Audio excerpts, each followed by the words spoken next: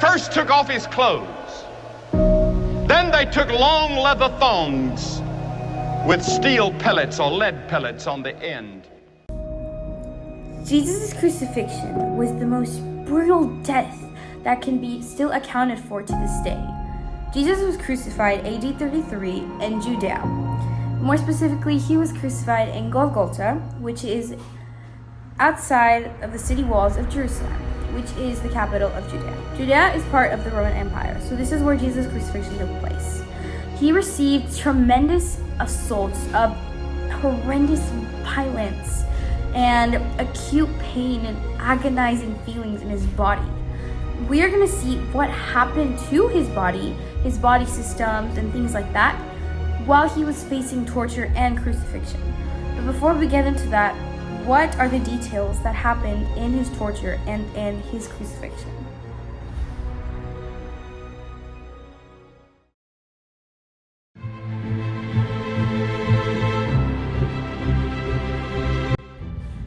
Crucifixion was, first and foremost, a weapon of psychological warfare and a tool of propaganda.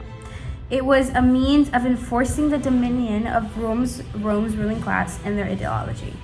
Jesus was accused of breaking laws according to the religious leaders, the Pharisees, and therefore was sentenced to death by crucifixion.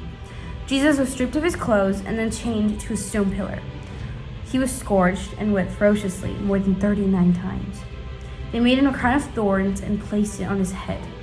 Then they forced him to carry a massive cross up a hill while being mocked at and laughed by people watching on the sides. He was then hung on the cross by having nails inserted into his flesh, and after shedding all of his blood, he gave up his spirit and died.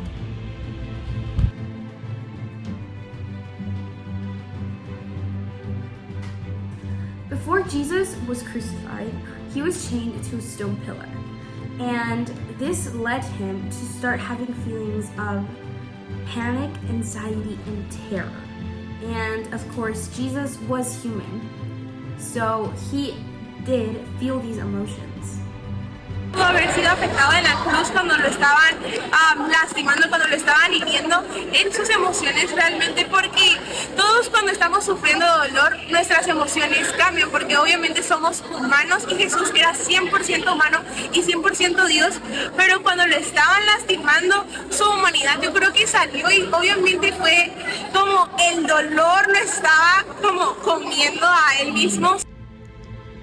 Jesus' cardiovascular system was pumping up his heart and even creating chest pain. When the whip slapped his flesh, this enacted the integumentary system and the nervous system to work together to send nerves to his brain, signaling pain and agony. This releases hormones such as adrenaline and endorphins. These hormones are released to act as natural painkillers, but Jesus' torture was way too intense. Direct effects include increased heart rate, stroke volume, and peripheral resistance, which increase myocardial oxygen demand. The increased heart rate decreases diastolic filling time, which can increase coronary blood flow and oxygen delivery. This overall process happening in Jesus' body happened the majority of his crucifixion process. Jesus already had huge blood loss, which made him weak. After being whipped countless times, a crown of thorns was then placed on his head. This led to even more pain and blood loss. Then he was forced to carry a cross. The whole cross weighed about 300 pounds, while the crossbar weighed 70 to 90 pounds. Jesus' body responded to carrying this extreme mass by activating a range of muscles to bear the weight he was carrying. Muscles like the core, the back, and much more. Due to Jesus carrying the cross for a long while, his muscles experienced intense muscle fatigue and his muscles were even tearing. The cardiovascular system also worked during this because the body naturally increases its heart rate and its blood pressure, as well as having spinal strain and chronic pain going on because of carrying the heavy cross.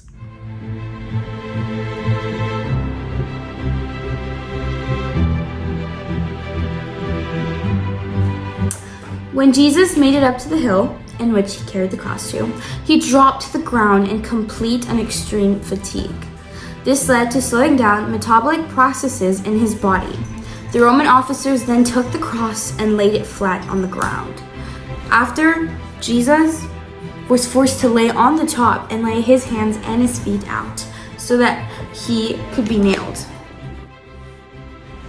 Then Roman officers nailed his wrists to the cross. Fun fact, many people think Jesus was nailed on the cross through his hands, but it is more scientifically accurate that he was nailed through his wrists. Jesus could not have supported his full weight with only the soft flesh in his hands.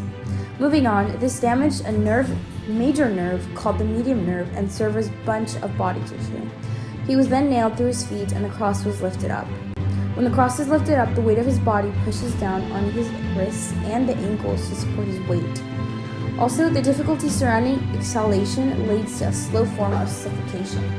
Carbon dioxide builds up in the blood, resulting in a high level of carbonic acid in the blood. The body responds instinctively, triggering the desire to breathe. Along with the intense pain, Jesus was already suffering the pain from his horrendous open wounds. Porque la Biblia dice que Él derramó absolutamente toda su sangre, que absolutamente toda la sangre que tenía Jesús, que como Él era 100% humano, toda su sangre fue derramada por nosotros, que toda su sangre, literalmente no quedó ni una gota más de sangre, que empezó a derramar agua. Literal que cuando le lanzaron la lanza y le clavó su costado, que empezó a salir agua porque ya no había más sangre, porque Jesús derramó absolutamente toda su sangre por nosotros. As stated before, Jesus' crucifixion is the most brutal death in all of history. Jesus went through an agonizing process and painful wounds throughout his crucifixion. Jesus was human and went through all of the human responses to panic and pain.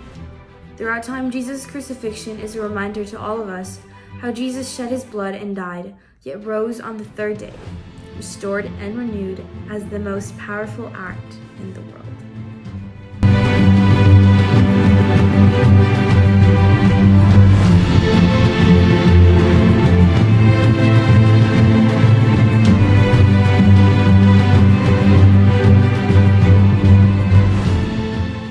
And then, on the cross, he said, "My God, why hast thou forsaken me?" And then he dropped his head and said, "It's finished."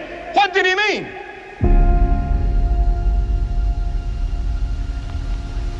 He meant your plan of salvation was finished. God can now forgive you of all your sins because Jesus had finished God's plan for your salvation.